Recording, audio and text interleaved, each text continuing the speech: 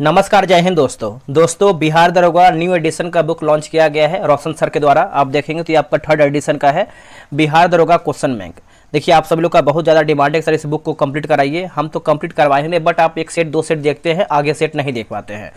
पूरा वीडियो को देखिए। वैकेंसी आपका बहुत जल्द आने वाला है, अगस्त आपका समाप्त होने वाला है, तो हो सके सितंबर में जो है आपका वैकेंसी आ जाए। अगर आप इस किताब में देखेंगे, देखिए वर्तमान सभी दरोगा परीक्षाओं के औसतन 60% प्रश्न जो है इसी पुस्तक से आने की पूरा संभावना है, और क्वेश्चन बहुत ही बेहतरीन तरीके से डिस्कशन भी दिया गया है। 25 सेट है, आज हम देखने वाले हैं सेट नंबर 4। हमने जो है इसमें 3 सेट ऑलरेडी अपलोड भी कर दिया है। अब आपका कमेंट है कि सर इसमें जो है हर एक सेट के आखिरी में आपका कुछ अध्ययन सामग्री दिया गया है हर एक सब्जेक्ट का, उसको हम जो है लास्ट में एक मास्टर वीडियो में लेकर के आएंगे। उसके लिए आप निश्चिंत रहिएगा, आपको पूरा करवाया जाएगा। आप ये चाहे तो किताब मार्केट से ले लीजिए, मार्केट में बुक अवेलेबल है, आप जा करके खरीद सकते हैं। चलिए वीडियो को शुरू करते हैं। देखिए, कंटेंट की बात करते हैं तो सेट नंबर 1, 2, 3 मैंने अपलोड कर दिया है। आज हम देखेंगे बिहार दरोगा 1275, जो आपका सेकंड पाली में पेपर हुआ था, द्वितीय पाली में 17 दिसंबर 2023 को। आज हम इसी का पेपर देखेंगे। उसके बाद जो आपका 5वां वीडियो होगा वो आपका मेंस का पेपर होगा। तो चलिए वीडियो को शुरू करते हैं। पहला क्वेश्चन क्या है, चलिए वीडियो को शुरू करते हैं। आज का हमारा पहला क्वेश्चन क्या है देखेंगे।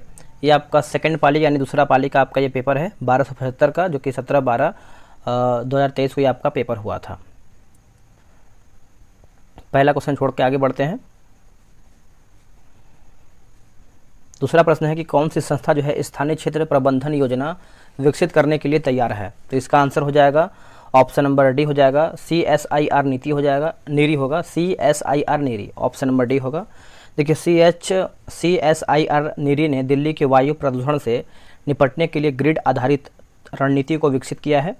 नीरी वर्ष 1958 में भारत सरकार द्वारा नागपुर में स्थापित और यहाँ पर लिखा गया है वित्त पोषित संस्थान है। इसका उद्देश्य जो है पर्यावरण और इंजीनियरिंग के क्षेत्र में नवाचार और अनुसंधान करना है। सुभाष चंद्र बोस द्वारा फॉरवर्ड ब्लॉक का गठन कब किया गया है। तो यह किया गया है 1939 में, ऑप्शन नंबर आपका सी सही होगा। देखिए, फॉरवर्ड ब्लॉक का अखिल भारतीय सम्मेलन 1939 में नागपुर में आयोजित किया गया था। फॉरवर्ड ब्लॉक का अध्यक्ष जो है सुभाष चंद्र बोस को तथा महासचिव HV कामत को चुना गया था। सुभाष चंद्र बोस ने जर्मनी में फ्री इंडिया सेंटर की स्थापना की थी। 1 सितंबर 1942 को सुभाष चंद्र बोस ने आज़ाद हिंद फौज की पहली डिवीजन की स्थापना की। सुभाष चंद्र बोस ने दिल्ली चलो तथा तुम मुझे खून दो मैं तुम्हें आज़ादी दूंगा, इसका नारा जो है सुभाष चंद्र बोस के द्वारा दिया गया था। नेक्स्ट क्वेश्चन है, पंजाब का ब्रिटिश साम्राज्य में विलय कब किस वर्ष में हुआ था। तो ये हुआ था आपका 1849 में हुआ था, ऑप्शन नंबर बी होगा।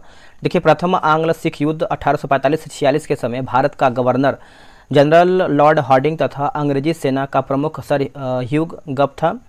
अंग्रेजी सेना ने सितंबर 1845 में मुदकी यानी दिसंबर 1845 में फिरोज शाह, जनवरी 1846 में वछोवाल और अलीवाल की लड़ाई लड़ी, परंतु फरवरी 1848 में हुई सबराओं की लड़ाई जो है निर्णायक सिद्ध हुआ। अंग्रेजों और सिखों के बीच 9 मार्च 1946 को लाहौर की संधि हुआ था, और भैरववाल की संधि 22 दिसंबर 1846 ईस्वी को हुआ। इसके तहत राजा दलीप सिंह के संरक्षण हेतु अंग्रेजी सेना का प्रवास पंजाब में मान लिया गया। द्वितीय आंग्ल सिख युद्ध 1849 ईस्वी में हुआ था। इस समय भारत का गवर्नर जनरल डलहौजी था। द्वितीय आंग्ल सिख युद्ध के दौरान पहली लड़ाई जो है आपका चिलियानवाला की लड़ाई सिख के नेता शेर सिंह एवं अंग्रेज कमांडर गफ के बीच में हुआ था। नेक्स्ट क्वेश्चन है क्वेश्चन नंबर 5, ये आपका इंग्लिश का क्वेश्चन है। Choose the appropriate passive voice of the following sentence from the options given below. People have seen valve in the streets. तो इसका आंसर देखेंगे तो ऑप्शन नंबर आपका डी सही आंसर हो जाएगा। नेक्स्ट हमारा है, दक्षिण अफ्रीका साथी लॉयड हैरिस के साथ मलोरका चैंपियनशिप में युगल ट्रॉफी जीतकर वर्ल्ड टूर पर अपना पहला खिताब जो है किसने जीता है। तो पहला खिताब पूछ रहा है, तो इसका आंसर आपका हो जाएगा ऑप्शन नंबर ए। देखिए, दक्षिण अफ्रीका साथी लॉयड हैरिस के साथ मलोरका चैंपियनशिप में युगल ट्रॉफी जीतकर वर्ल्ड टूर पर अपना पहला खिताब जो है यूकी भावरी ने जीता है। मेलोरका ओपन 2023 में यूकी भावरी ने अपने दक्षिण अफ्रीका के साथी लॉयड हैरिस के साथ पहला ATP डबल्स खिताब जीता, और ये खिताब जो है आपका टेनिस खेल से संबंधित है। किससे है? टेनिस खेल से है। भारत के सबसे उत्तरी दिशा में निम्न में से कौन सा जैवमंडल भंडार स्थित है। तो आंसर होगा कोल्ड डेजर्ट हो जाएगा, ऑप्शन नंबर बी होगा, कोल्ड डेजर्ट होगा। देखिए कोल्ड डेजर्ट की बात करते हैं तो हिमाचल प्रदेश, नंदा देवी जो आपका उत्तराखंड, मानस आपका असम में है, सिमलीपाल आपको उड़ीसा में देखने को मिलता है। भारत में कुल 18 जयमंडल भंडार है जो निम्न प्रकार से दिया गया है। जैसे नीलगिरी की बात करते हैं तमिलनाडु, केरल और कर्नाटक में है, वर्ष आपका 1986 सबसे पहले। नंदा देवी की बात करते हैं तो उत्तराखंड 1988 होगा। नोकरेक जो है आपका मेघालय 1988 होगा। मन्नार की खाड़ी की बात करते हैं तमिलनाडु में है जो कि 1989 हो जाएगा। सुंदरवन जो है आपका पश्चिम बंगाल में है 1989 होगा। मानस की बात करते हैं तो असम में है 1989 होगा। ग्रेट निकोबार जो है आपका अंडमान निकोबार 1989 हो जाएगा। और सिमलीपाल की बात करते हैं तो उड़ीसा 1994, डिब्रू साइखोवा असम 1997 सबसे छोटा आपका हो जाएगा। दिहांग दिबांग जो है अरुणाचल प्रदेश 1999, पंचमढ़ी मध्य प्रदेश 1999, कंचनजंगा जो है आपका सिक्किम 2000 होगा। अगस्त्य मलाई की बात करते हैं तमिलनाडु और केरल 2001 होगा। अचानकमार अमरकंटक मध्य प्रदेश और छत्तीसगढ़ 2005 हो जाएगा। और कक्षकरण की बात करते हैं गुजरात 2008 सबसे बड़ा। कोल्ड डेजर्ट जो है आपका हिमाचल प्रदेश 2009 में। और लिखा गया है सेचाचलम है ना, शेषाचलम आंध्र प्रदेश 2010। पन्ना की बात करते हैं तो मध्य प्रदेश 2011 सबसे नया हो जाएगा। जनगणना 2011 के अनुसार भारत में किस राज्य में जनसंख्या घनत्व जो है सर्वाधिक रहा है? जनसंख्या घनत्व जो है सर्वाधिक रहा है, तो इसका आंसर आपका हो जाएगा ऑप्शन नंबर ए होगा। तो देखिए बिहार में जनसंख्या घनत्व जो है सबसे सर्वाधिक रहा है। जनगणना 2011 के अनुसार आप देखेंगे सर्वाधिक जनसंख्या घनत्व वाले राज्य जैसे बिहार आपका 1106 है, पश्चिम बंगाल आपका 1028, केरल की बात करते हैं तो 860 है, उत्तर प्रदेश जो है आपका 829 है, हरियाणा की बात करते हैं तो 573 है। न्यूनतम जनसंख्या घनत्व वाले राज्य की बात करते हैं तो पहले पे आपका अरुणाचल प्रदेश 17, मिजोरम जो है आपका 52, सिक्किम जो है आपका 86, मणिपुर की बात करते हैं तो 115 और नागालैंड जो है आपका 119 हो जाएगा, 119 नंबर पे। अगला है निम्नलिखित में से कौन सा जापान की मुद्रा का नाम है? देखिए जापान की मुद्रा का नाम देखेंगे तो आपका येन हो जाएगा, ऑप्शन नंबर बी राइट होगा। यहाँ पर देख लेते हैं जैसे चीन आपका देश है, बीजिंग इसका राजधानी और युआन इसका मुद्रा है। तुर्की की राजधानी आपका अंकारा, लीरा हो जाएगा। फिलीपींस की बात करते हैं तो मनीला होगा, पीसो। और क्यूबा की राजधानी आपका हवाना और पीसो जो है आपका मुद्रा है। बेलीज की बात करते हैं तो आपका बेल मोपान डॉलर हो जाएगा। और डोमिनियन गणतंत्र की बात करते हैं तो सेंटो डोमिंगो पोसो होगा। और होंडुरस की बात करते हैं तो आपका तेगु सिगल्पा लेम्पिरा होगा। और ग्वाटेमाला जो आपका ग्वाटेमाला सिटी क्वाटजाल होगा। फ्रेंच युआना की बात करते हैं तो कोएन्ने और इसका जो क्या बोलते हैं जो मुद्रा है आपका फ्रैंक होगा। अगला है कि मुद्रा का प्राथमिक कार्य क्या है? देखिए मुद्रा का प्राथमिक कार्य देखेंगे तो ये आपका विनिमय का माध्यम होगा और यहाँ पर देखेंगे तो आपका मूल्य का मापक, यानी ऑप्शन नंबर जो है आपका सी होगा। देखिए मुद्रा के प्राथमिक कार्यों को मुख्य कार्य भी कहा जाता है। इन कार्यों के अंतर्गत मुद्रा के उन कार्यों को सम्मिलित किया जाता है जो मुद्रा द्वारा प्रत्येक देश में संपादित किए जाते हैं। मुद्रा के दो प्राथमिक कार्य होते हैं। इसमें देखेंगे तो आपका विनिमय का माध्यम, जिससे आधुनिक अर्थव्यवस्था का आधार विनिमय ही है और विनिमय का कार्य मुद्रा द्वारा ही किया जाता है। वर्तमान में मुद्रा सबसे अधिक तरल साधन है। प्राचीन समाज में वस्तु विनिमय पद्धति का प्रचलन था। इस पद्धति में प्रत्यक्ष रूप से वस्तुओं का आदान प्रदान किया जाता था। मूल्य का मापक की बात करते हैं तो मूल्य यानी मुद्रा मूल्य मापक की इकाई का कार्य करती है। दूसरे शब्दों में कहा जा सकता है कि मुद्रा द्वारा मूल्य को मापा जा सकता है। मूल्य को मापने के लिए ही मुद्रा को प्रयोग करने से अधिक गणना का कार्य बहुत अधिक सरल हो जाता है। अगला है कि बोला कि सर्वाधिक प्रचुरता वाला उत्पादन साधन कौन सा है? तो ये आपको हो जाएगा श्रम, ऑप्शन नंबर बी। श्रम उत्पादन का सबसे प्रचुर और सक्रिय साधन है। पूंजी और भूमि जैसे निष्क्रिय कारण जो है आपके कारक उत्पादन शुरू नहीं कर सकते हैं। भारत में श्रम उत्पादन का सबसे प्रचुर कारक आपका है। यह उत्पादन का एक सक्रिय कारक है जिसके बिना भूमि और पूंजी कुछ भी उत्पादन नहीं कर सकती है। श्रम के अभाव में किसी देश के प्राकृतिक संसाधन अल्प उपयोग में रहेंगे। उत्पादन के चार कारक जैसे भूमि, श्रम, पूंजी और उद्यमी है। धन का वह अंश जिसका प्रयोग उत्पादन के लिए किया जाता है उसे पूंजी कहते हैं। क्या कहते हैं? पूंजी। नेक्स्ट हमारा है बोला कि दो सेक्टर अर्थव्यवस्था प्रारूप में समग्र मांग होती है। तो ये आपको हो जाएगा C+I। देखिए सरकार रहित अर्थव्यवस्था में अंतिम वस्तु की प्रत्याशित समस्त मांग ऐसी वस्तुओं पर किए गए कुल प्रत्याशित उपभोग व्यय और प्रत्याशित निवेश व्यय का योग होती है, अर्थात AD बराबर C+I।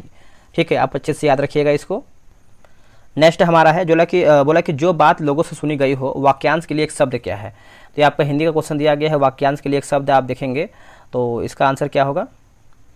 देखिए इसका सही आंसर आपका ऑप्शन नंबर डी हो जाएगा। वाक्यांश में देखेंगे तो आपका जन्म श्रुति, ऑप्शन नंबर आपका डी सही होगा। जानने की इच्छा की बात करते हैं तो आपका जिज्ञासा होगा।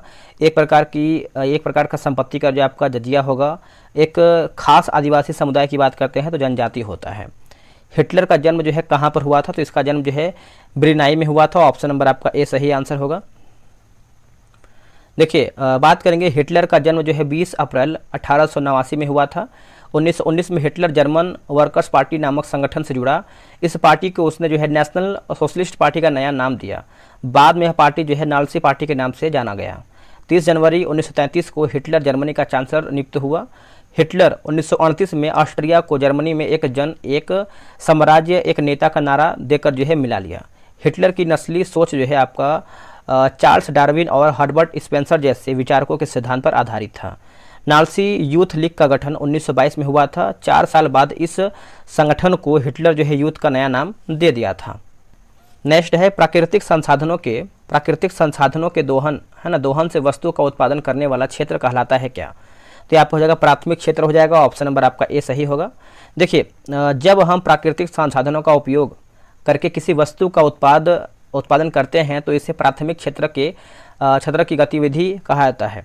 प्राकृतिक उत्पाद कृषि, डेयरी, मत्स्यन और वनों से प्राप्त करते हैं, इसलिए इस क्षेत्र को कृषि एवं सहायक क्षेत्र भी कहा जाता है। द्वितीय क्षेत्र की गतिविधियों के अंतर्गत प्राकृतिक उत्पादों को विनिर्माण प्रणाली के जरिए अन्य रूपों में परिवर्तित किया जाता है। जैसे कपास के पौधे से प्राप्त रेशे का उपयोग कर हम सूत काटते और कपड़ा बुनते हैं। गन्ने को कच्चे माल के रूप में उपयोग कर चीनी और गुड़ जो है तैयार करते हैं। आगे हमारा क्वेश्चन है कि राज्य विधान परिषद की न्यूनतम सदस्य संख्या कितनी है? तो ये आपको हो जाएगा 40। ऑप्शन नंबर डी सही होगा। देखिए संविधान के अनुच्छेद 171 के अनुसार किसी राज्य की विधान परिषद में सदस्यों की कुल संख्या जो है विधानसभा के सदस्यों की कुल संख्या के 1/3 से अधिक नहीं होगी, परंतु किसी राज्य की विधान परिषद के सदस्यों की कुल संख्या किसी भी स्थिति में 40 से कम नहीं होगी। संविधान के अनुच्छेद 169 के अनुसार राज्यों में विधान परिषदों का गठन अथवा उन्मूलन का प्रावधान किया गया है। विधान परिषद एक अस्थायी सदन है। सर्वोच्च संविधान के अनुच्छेद 172 के क्लाउज 2 में यह प्रावधान है कि विधान परिषद कभी विघटित नहीं होता है।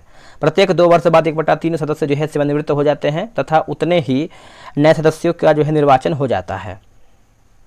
अगला हमारा प्रश्न है निम्नलिखित में से किसे जो है तैरते द्वीपों की झील कहा जाता है? ये सब क्वेश्चन जो है इसके पिछले वाले सेट में हम सब करवा दिए हैं।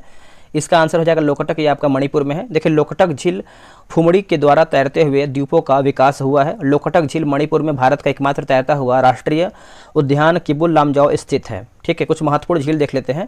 जैसे पुलिकट झील जो आपका आंध्र प्रदेश, हुसैन सागर झील जो आपका हैदराबाद, और ढेबर की बात करते हैं तो आपको उदयपुर यानी राजस्थान में आपको देखने को मिलता है। क्वेश्चन नंबर 18 है बोला कि बिहार के निम्नलिखित में से कौन सा जिला स्वर्ण खनिजों के उत्पादकों की सूची में है? तो ये आपको हो जाएगा जमुई हो जाएगा। ऑप्शन नंबर सी होगा। देखिए धात्विक खनिज वे होते हैं जिन्हें खदानों से निकालकर परिशोधित किया जाता है, जैसे सोना, चांदी, तांबा और जस्ता। धात्विक यानी अधात्विक खनिज वे होते हैं जिन्हें परिशोधित नहीं किया जा सकता है, जैसे केवल उन्हें खुरुच कर अथवा काट कर विभिन्न आकृतियों में परिवर्तन किया जा सकता है, जैसे कोयला हो जाएगा, चूना पत्थर, गंधक और जिप्सम हो जाएगा। यहाँ पर देखिए दोस्तों कुछ बिहार के खनिज उत्पादन दिया गया है, इसको जो कि आपको देखना चाहिए। जैसे सोना की बात करते हैं जमुई हो जाएगा, शीशा जो है आपका भागलपुर, क्वार्टर जो है आपका जमुई, गंधक जो है आपका रोहतास का अमझोर होगा। कोयला की बात करते हैं तो औरंगाबाद हो जाएगा। यूरेनियम जो है आपका गया होगा। फायर प्ले की बात करते हैं तो मुंगेर यानी रोहतास, और बेरिलियम जो है आपका गया एवं नवादा क्षेत्र होगा। डोलोमाइट की बात करते हैं रोहतास यानी बंजारी। खनिज तेल की बात करते हैं मुंगेर, राजगीर। अभ्रक जो है आपका गया, नवादा, मुंगेर और जमुई। चीनी मिट्टी की बात करते हैं भागलपुर, बांका और मुंगेर हो जाएगा। अगला है कि भारत छोड़ो आंदोलन के प्रस्ताव को किसने जो है पेश किया था? तो आंसर हो जाएगा जवाहरलाल नेहरू। ऑप्शन नंबर आपका डी सही होगा। देखिए 7 अगस्त 1942 को बंबई के ग्वालियर टैंक में कांग्रेस का वर्धा अधिवेशन हुआ, जिसकी अध्यक्षता जो है अबुल कलाम आजाद ने किया था। कांग्रेस के इस ऐतिहासिक सम्मेलन में गांधी जी ने लगभग 70 मिनट तक भाषण किया। 8 अगस्त को मध्यरात्रि के बाद ही सरकार ने कांग्रेस के बड़े नेताओं को गिरफ्तार करने की योजना बनाई। 9 अगस्त 1942 की सुबह ऑपरेशन जीरो आवर के तहत कांग्रेस के सभी महत्वपूर्ण नेता गिरफ्तार कर लिए गए, जिसमें जो है गांधी को भी आगा खा पैलेस में रखा गया। जवाहरलाल नेहरू को अल्मोड़ा जेल में, डॉक्टर राजेंद्र प्रसाद को बांकीपुर जेल में, मौलाना अबुल कलाम आजाद को जो है बाकुटा जेल में रखा गया, बाकुटा जेल में। किस मध्यकालीन संत के उपदेश जो है अभंग है ना, अभंग में संकलित है, अभंग में संकलित है। आंसर हो जाएगा ऑप्शन नंबर बी, तुकाराम जो है सही उत्तर होगा। देखिए तुकाराम शिवाजी के समकालीन थे। तुकाराम ने हिंदू मुस्लिम एकता पर बल दिया तथा वारकरी संप्रदाय की स्थापना की। अभंग विट्ठल या फिर निठोबा की स्तुति में गाए गए छंदों को कहते हैं। महाराष्ट्र में वारकरी संप्रदाय के संतों ने 13वीं सदी के दौरान समाज में अलख है ना, अलख जगाने के जो छंद क्षेत्रीय भाषा में गाएं उसे अभंग के नाम से दोस्तों जाना जाता है। किस नाम से? अभंग के नाम से हम इसको जानते हैं। आगे हमारा है, निम्नलिखित में से कौन सा बहुलक संघनन बहुलीकरण क्रियाविधि से बनता है? तो आंसर हो जाएगा नाइलॉन हो जाएगा, ऑप्शन नंबर आपका डी सही होगा। देखिए बहुलक जो है आपका बहुलकों को वृहद अणु की तरह परिभाषित किया जा सकता है जिनका द्रव्यमान अति उच्च यानी 10 के पावर 3 और 10 के पावर 7 यू होता है। इन्हें वृहद अणु भी कहते हैं जो पुनरावृत्त संरचनात्मक इकाइयों ने एकलकों के वृहद पैमाने पर जुड़ने से बनते हैं। बहुलकों के संबंधित लिखा गया एकलकों से विचरण के प्रक्रम को बहुलक यानी बहुलकन या फिर बहुलीकरण कहते हैं। ठीक, अगला हमारा कुछ देख लेते हैं, कुछ इंपॉर्टेंट फैक्ट दिया गया है। जैसे स्रोत के आधार पर बहुलक 3 प्रकार के होते हैं, जैसे प्राकृतिक बहुलक देखिए पादप तथा जंतुओं में पाए जाते हैं। उदाहरण की बात करते हैं प्रोटीन, सेलुलोज, स्टार्च, कुछ रेजिन और रबर। अर्ध संश्लेषित बहुलक की बात करते हैं तो सेलुलोज व्युत्पन्न उदाहरण की बात करते हैं तो सेलुलोज एसीटेट होगा, रेयन और सेलुलोज नाइट्रेट होगा। संश्लेषित बहुलक की बात करते हैं उदाहरण के तौर पर तो आपका प्लास्टिक, पॉलीथीन, नायलॉन जो है आपका 6 और 6 संश्लेषित रेसे और ब्यूना जो है S संश्लेषित रबर हो जाएगा। आगे हमारा प्रश्न है, बोला कि प्रथम विश्व युद्ध के प्रभाव के रूप में महिलाओं ने नई भूमिका में प्रवेश किया क्योंकि देखिए उन्होंने युद्ध काल में कारखानों, कार्यशालाओं एवं व्यापारिक प्रतिष्ठाओं में करना जो है आरंभ किया था। तो आंसर हमारा जो है ए सही होगा। इसको समझ लेते हैं। देखिए प्रथम विश्व युद्ध के सामाजिक प्रभाव के रूप में स्त्रियों की स्थिति में व्यापक परिवर्तन देखने में आया। चूँकि युद्ध में अधिकांशतः पुरुष मारे गए जिसके कारण जो है जहां संभव था वहां महिलाओं ने बड़े स्तर पर कार्यभार सुचारू रूप से संभाला, जिससे उनकी आर्थिक स्थिति न केवल सुदृढ़ हुई अपितु वे पुरुषों पर अपनी आश्रिता से भी मुक्त हो सकी। कार्यशील जनसंख्या में उनकी बढ़ती हिस्सेदारी के फलस्वरूप महिलाओं को 1918 में इंग्लैंड और 1920 में जर्मनी में मताधिकार का जो है अधिकार दिया गया। अब यहाँ पर कुछ दिया गया, जैसे प्रथम विश्व युद्ध की बात करते हैं तो 29 जुलाई 1914 11 नवंबर 1918 तक चला। तत्कालिक कारण की बात करते हैं तो 28 जून 1914 को ऑस्ट्रिया के सिंहासन के उत्तराधिकारी आर्कड्यूक फर्डिनेंड और उनकी पत्नी बोसियाना की राजधानी जो है सराजेवो में हुआ था, है ना, सराजेवो में हत्या। प्रथम विश्व युद्ध के दौरान जो है लड़े गए महत्वपूर्ण युद्ध देखेंगे, जैसे टेनेनबर्ग युद्ध जो है आपका 26 से 31 अगस्त 1914, मार्न का युद्ध की बात करते हैं 5 से 10 सितंबर 1914, सरी बैर तथा सुबला खाड़ी का युद्ध जो है आपका 6 से 10 अगस्त 1915, वर्दू का युद्ध जो है 21 फरवरी 1916 से लेकर के 20 अगस्त 1917 होगा। आमिया का युद्ध की बात करते हैं 8 से 11 अगस्त 1918 और विक्टोरियो बेनेतो का युद्ध जो है 23 से लेकर के 29 अक्टूबर 1918 हो जाएगा। देखिए बोला कि बिहार के निम्नलिखित जिलों में से किस में आपको अधिकतम क्षेत्रफल में अति सघन जो है यानी अति सघन वन मिलेंगे? तो ये आपको हो जाएगा पश्चिमी चंपारण हो जाएगा, ऑप्शन नंबर जो है बी सही होगा। भारत एवं वन स्थिति रिपोर्ट प्रति 2 वर्षों पर जो है भारतीय वन सर्वेक्षण द्वारा जो है आपका जारी किया जाता है। सर्वप्रथम वन स्थिति रिपोर्ट 1987 में प्रकाशित की गई थी। वन स्थिति रिपोर्ट 2021 के अनुसार बिहार का वृक्षावरण 2341 वर्ग किलोमीटर है, जो राज्य के कुल क्षेत्रफल के आपका 2.48% आपको देखने को मिलता है। अगला है कि भारत में किस केंद्र शासित प्रदेश में 2011 में न्यूनतम जनसंख्या घनत्व जो है रही थी? तो आंसर आपको हो जाएगा अंडमान एवं निकोबार द्वीप समूह हो जाएगा, ऑप्शन नंबर बी राइट होगा। देखिए जनसंख्या घनत्व की दृष्टि से न्यूनतम जनघनत्व वाले केंद्र शासित प्रदेश बढ़ते क्रम में देखेंगे तो आपका अंडमान निकोबार द्वीप समूह 46 प्रति वर्ग किलोमीटर, दादर एवं नगर हवेली 700 प्रति वर्ग किलोमीटर, लक्षद्वीप की बात करते हैं तो 2149 प्रति वर्ग किलोमीटर है। जनसंख्या घनत्व की दृष्टि से न्यूनतम जनघनत्व वाले राज्य बढ़ते क्रम में अरुणाचल प्रदेश की बात करते हैं 17 प्रति वर्ग किलोमीटर और मिजोरम की बात करते हैं तो 52 प्रति वर्ग किलोमीटर, सिक्किम जो है आपका 86 वर्ग किलोमीटर हो जाएगा। भारतीय संविधान के कौन से भाग में कल्याणकारी राज्य की संकल्पना है? तो इसका आंसर आपका ऑप्शन नंबर डी होगा। देखिए, भारतीय संविधान के राज्य के नीति निर्देशक तत्व में कल्याणकारी राज्य की संकल्पना है। संविधान के भाग 4 में अनुच्छेद 36 से 51 तक नीति निर्देशक तत्वों का वर्णन किया गया है। इसकी प्रेरणा जो है आयरलैंड के संविधान से मिला है। निर्देशक तत्वों का महत्व, देखिए, लोक कल्याणकारी राज्य का स्थापना करना है, आर्थिक व सामाजिक लोकतंत्र की स्थापना करना है। 42वें संविधान संशोधन अधिनियम 1976 के माध्यम से इसमें अनुच्छेद 39 का 43 का क 48 का क को जो है यहाँ पर शामिल किया गया है। नीति निर्देशक तत्व न्यायालय द्वारा जो है परिवर्तनीय नहीं है। ग्रेनविल ऑस्टिन के अनुसार जो है निर्देशक तत्व सामाजिक क्रांति के उद्देश्यों की प्राप्ति के माध्यम है। नेक्स्ट है, निम्नलिखित में से कौन सी गैस ओजोन परत के लिए हानिकारक है? तो ये आपको हो जाएगा CFC हो जाएगा, ऑप्शन नंबर बी। देखिए, ओजोन परत पृथ्वी के वायुमंडल में समताप मंडल के अंतर्गत प्राकृतिक ओजोन गैस की एक मेखला है जो सूर्य द्वारा जो है उत्सर्जित हानिकारक पराबैंगनी किरणों से रक्षा के लिए कवच का कार्य करती है। ओजोन का विघटन करने वाले पदार्थ मुख्यतः जो है क्लोरोफ्लोरोकार्बन यानी CFC, हाइड्रोक्लोरोफ्लोरोकार्बन HCFC और हाइड्रोब्रोमोफ्लोरोकार्बन HBFC, carbon tetrachloride CCl4, methyl chloroform CH3Cl3, methyl bromide की बात करते हैं तो CH3Br और ब्रोमोक्लोरोमीथेन CH2BrCl आदि हैं। ओजोन क्षरण जो है नियंत्रण हेतु अंतर्राष्ट्रीय प्रयास है। वियना कन्वेंशन की बात करते हैं तो 1985 में अपनाया गया एवं 1988 में कार्यविधि में आया है। और हमारा जो है 27 नंबर ये आपका मैथ का क्वेश्चन है। तो आगे बढ़ते हैं, अगला हमारा जो है देख लेते हैं। देखिए, बोला कि अवसर की समानता से संबंधित अनुच्छेद कौन सा है? तो ये आपका 16 हो जाएगा, ऑप्शन नंबर सी हो जाएगा। कुछ आर्टिकल दिया गया है, देख लेते हैं। देखिए, समानता यानी समता एवं समानता का अधिकार जो है अनुच्छेद 14 से 18, स्वतंत्रता का अधिकार जो है अनुच्छेद 19 से 22, शोषण के विरुद्ध अधिकार जो है 23 से 24 होगा, धार्मिक स्वतंत्रता का अधिकार जो है अनुच्छेद 25 से 28, संस्कृति और शिक्षा संबंधित अधिकार जो है आपका 29 से 30 होगा, संवैधानिक उपचारों का अधिकार जो है आपका अनुच्छेद 32 होगा। देखिए, समता एवं समानता का अधिकार की बात करते हैं अनुच्छेद 14 है ना, विधि के समक्ष समता। इसका अर्थ यह है कि राज्य सभी व्यक्तियों के लिए एक समान कानून बनाएगा तथा उन पर एक जो है कानून लागू करेगा।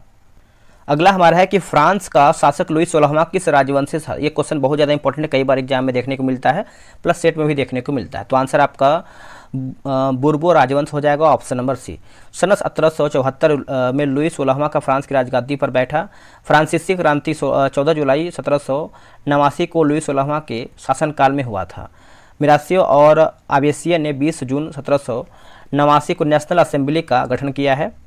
और बात करेंगे हम अपनी विद्रोही प्रजा की शक्ति का अनुमान करके लुई 16वां ने नेशनल असेंबली को मान्यता दे दी और यहाँ यह भी मान लिया कि उसकी सत्ता पर अब से संविधान का अंकुश होगा। 4 अगस्त 1789 की रात को असेंबली ने करो कर्तव्य और बंधनों वाली सामंती व्यवस्था के उन्मूलन का आदेश पारित किया। नेशनल असेंबली ने सन 1791 में संविधान का प्रारूप बनाया। सन 1791 के संविधान ने कानून बनाने का अधिकार नेशनल असेंबली को जो है सौंप दिया था। आगे है बोला कि रस संवेदी ग्राही डैश का पता लगाते हैं। तो आंसर हो जाएगा ऑप्शन नंबर सी, स्वाद का पता। देखिए, जीभ पर मौजूद होते हैं, स्वाद कलिकाओं में समान रूप से फैली होते हैं। संवेदी ग्राही विशेष अंग जैसे आँख, कान, नाक और मुंह के साथ साथ आंतरिक अंगों में भी होते हैं। देखिए, जीभ का सारा पृष्ठ छोटे छोटे अंकुरों से ढका रहता है। इसमें स्वाद कलिका होती है जिनमें मनुष्य को विभिन्न प्रकार के स्वादों का ज्ञान प्राप्त होता है। 4 प्राथमिक स्वाद किस्मों को आमतौर पर मीठे, खट्टे, नमकीन और कड़वे के रूप में पहचाना जाता है। जीभ का सिरा मिठास और नमकीनपन के प्रति अधिक संवेदनशील है। जीभ दांत की भीतरी सतह को साफ और चिकना रखती है तथा भोजन को निगलने में व हमें बोलने में भी मदद करती है। अगला है, निम्नलिखित में से कौन सा तत्व और उसके प्रतीक की जोड़ी सही है? तो ये आपको हो जाएगा सोडियम, ऑप्शन नंबर आपका डी होगा, याद रखिएगा। अब यहाँ पे कुछ प्रतीक चिन्ह देख लेते हैं। जैसे हाइड्रोजन की बात करते हैं तो H होगा, सोडियम का आपका N हो जाएगा Na, पोटेशियम का K होगा, आयरन का आपका Fe होगा, आर्सेनिक का आपका As होगा, सिल्वर का Ag होगा, टीन का Sn होगा और एंटीमनी की बात करते हैं तो Sb होगा, टंगस्टन का आपका W होगा, गोल्ड का Au होगा, मरकरी की बात करते हैं तो Hg होगा और लेड की बात करते हैं तो आपका Pb होगा। अगला है कि सेंटियागो राजधानी है किसकी? देखिए, सेंटियागो जो है दोस्तों आपका चिली का है, ऑप्शन नंबर डी होगा। कुछ राजधानी और राज्य दिया गया है, जैसे देश, राजधानी, मुद्रा है, ठीक है। उरुग्वे की बात करते हैं तो आपका मोंटेविडियो पीसो होगा मुद्रा। युगाना का हो जाएगा जॉर्ज टाउन, डॉलर होगा। पेरू की बात करते हैं तो लीमा जो कि न्यू सोल होगा। ब्राज़ील की बात करते हैं ब्राजीलिया रियल होगा। और इक्वाडोर जो है क्वेटो यूएस डॉलर हो जाएगा। अर्जेंटीना की बात करते हैं तो ब्यूनस आयर्स पीसो होगा। और बोलिविया की बात करते हैं तो लापाज यानी बोलिवियानो है ना। बरमुडा की बात करते हैं तो हैमिल्टन डॉलर हो जाएगा। और बहामास जो है आपका नसाउ डॉलर हो जाएगा। अच्छे से याद रखिएगा। निम्नलिखित में से कौन सा एल नीनो का प्रभाव नहीं है? देखिए एल नीनो का प्रभाव दोस्तों नहीं है, तो इसका आंसर आपका देखेंगे तो डी होगा। यह पेरू तट के जल का तापमान कम कर देती है। एल नीनो का प्रभाव नहीं है।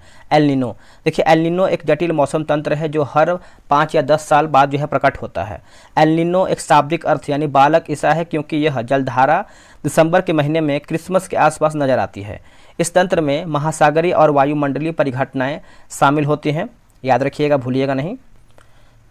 आगे हमारा प्रश्न है कि यूनेस्को का मुख्य कार्य क्या है? देखिए यूनेस्को का मुख्य कार्य देखेंगे तो शिक्षा, विज्ञान व संस्कृति में अंतर्राष्ट्रीय सहयोग द्वारा शांति की स्थापना करना। ऑप्शन नंबर ए सही होगा। देखिए संयुक्त राष्ट्र शैक्षिक, वैज्ञानिक एवं सांस्कृतिक संगठन यूनेस्को संयुक्त राष्ट्र की एक विशेष एजेंसी है। यह शिक्षा, विज्ञान एवं संस्कृति के क्षेत्र में अंतर्राष्ट्रीय सहयोग के माध्यम से शांति स्थापित करने का प्रयास करती है। यूनेस्को की स्थापना 16 सितंबर 1945 को किया गया। इसका मुख्यालय पेरिस यानी फ्रांस में स्थित है। यूनेस्को के निम्नलिखित उद्देश्य जैसे सभी के लिए गुणवत्तापूर्ण शिक्षा और उन्हें उम्र भर सीखने हेतु प्रेरित करना, सतत विकास के लिए नीति एवं विज्ञान संबंधित ज्ञान का उपयोग करना। आगे हमारा है बोला कि 2011 की जनगणना के अनुसार बिहार में कौन सा जिला जो है न्यूनतम साक्षरता दर वाला जिला है? तो इसका ऑप्शन देख लेते हैं, क्या है इसका ऑप्शन। देखिए इसका सही आंसर आप देखेंगे तो ऑप्शन नंबर ए सही होगा। जनगणना के अनुसार पूर्णिया जिला का साक्षरता दर जो है आपका न्यूनतम रहा है। राज्य में सर्वाधिक साक्षरता दर वाले जिले की बात करते हैं रोहतास जो आपका 73.37, पटना की बात करते हैं तो आपका 70.68, भोजपुर जो है आपका हो जाएगा 70.47 होगा। मुंगेर की बात करते हैं तो 70.46 होगा। औरंगाबाद की बात करते हैं 70.32 होगा। अब यहाँ पर देखिए दिया गया है कि राज्य में न्यूनतम साक्षरता वाले जिला की बात करते हैं तो पूर्णिया जो है आपका 59.06, कटिहार की बात करते हैं तो 59.36 और सीतामढ़ी की बात करते हैं तो 60.64, शिवहर जो है आपका हो जाएगा 61.31 आपका हो जाएगा। आगे है कि दूरी समय ग्राफ का ढलान देता है, तो ये आपको हो जाएगा चाल का ऑप्शन नंबर डी। देखिए यहाँ पर थोड़ा सा हम इसको देख लेते हैं अच्छे तरीके से। दूरी समय ग्राफ है ना, समय के साथ किसी वस्तु की स्थिति परिवर्तन को एक सुविधाजनक पैमाना अपनाकर दूरी समय ग्राफ द्वारा व्यक्त किया जा सकता है। इस ग्राफ में समय को x अक्षर और दूसरे को यानी दूरी को y अक्षर पर प्रदर्शित किया जाता है। दूरी समय ग्राफ को विभिन्न अवस्थाओं में प्रदर्शित किया जा सकता है, जैसे वस्तु एक समान चाल या असमान चाल से चल रही हो, विरामावस्था में इत्यादि। नेक्स्ट है काला शोक किस राजवंश से संबंधित था? देखिए काला शोक की बात करते हैं तो इसका सही आंसर आपका हो जाएगा शिशुनाग वंश हो जाएगा, ऑप्शन नंबर बी। देखिए इस वंश का संस्थापक जो है शिशुनाग को माना जाता है। इसी के नाम पर इस वंश का नाम शिशुनाग वंश पड़ा है। शिशुनाग वंश का समयावधि की बात करते हैं 412 ईसा पूर्व से लेकर के 394 ईसा पूर्व रहा है। काला शोक का पुराण तथा दिव्यावदान में नाम काकवण मिलता है और इसने जो है वैशाली के स्थान पर पुनः पाटलिपुत्र को अपनी राजधानी बनाया। इससे 28 वर्ष तक जो है शासन किया। इसी के समय द्वितीय बौद्ध संगीति का आयोजन जो है वैशाली में हुआ और इसी के समय बौद्ध संघ को जो है 2 भाग यानी स्थविर तथा महासंधिक में जो है बट गया था। आगे हमारा है कि तांबा की वस्तुएं अपनी चमक खो देती हैं और हरे रंग की परत जो है बनाती हैं जो हैं, तो क्षारीय कॉपर कार्बोनेट हो जाएगा, ऑप्शन नंबर आपका डी सही होगा। देखिए तांबे की वस्तुएं लंबे समय तक हवा के संपर्क में रहने पर इसकी सतह पर हरे रंग की परत बन जाती है। कॉपर ऑक्सीकरण द्वारा जो है संचारित होता है, जिसमें यह हवा में ऑक्सीजन द्वारा जो है संचारित होता है, जिससे यह हवा में ऑक्सीजन के साथ प्रतिक्रिया करके कॉपर ऑक्साइड बनाता है। इसका उदाहरण देखेंगे तो आपका 2Cu+O2 2CuO होगा। कॉपर हवा में नम कार्बन डाइऑक्साइड के साथ प्रतिक्रिया करता है, धीरे धीरे अपनी चमकदार भूरी सतह खो देता है और एक हरा कोट प्राप्त कर लेता है। यह हरा पदार्थ बेसिन कॉपर कार्बोनेट है। आप इसका एक तरीके से ये सूत्र देख सकते हैं। अगला है कि राष्ट्रपति पद के चुनाव के लिए जमानत राशि क्या है? तो ये आपको हो जाएगा 15,000 रुपये हो जाएगा, ऑप्शन नंबर डी। देखिए राष्ट्रपति पद के चुनाव के लिए व्यक्ति की निम्न अर्हताओं की पूर्ण करना आवश्यक है, जैसे भारत का नागरिक हो और वह 35 वर्ष की आयु जो है पूर्ण कर चुका हो, वह लोकसभा का सदस्य निर्वाचित होने के लिए अर्हित हो, वह संघ सरकार में अथवा किसी राज्य सरकार में अथवा किसी स्थानीय प्राधिकरण में अथवा किसी सार्वजनिक प्राधिकरण में लाभ के पद पर न हो।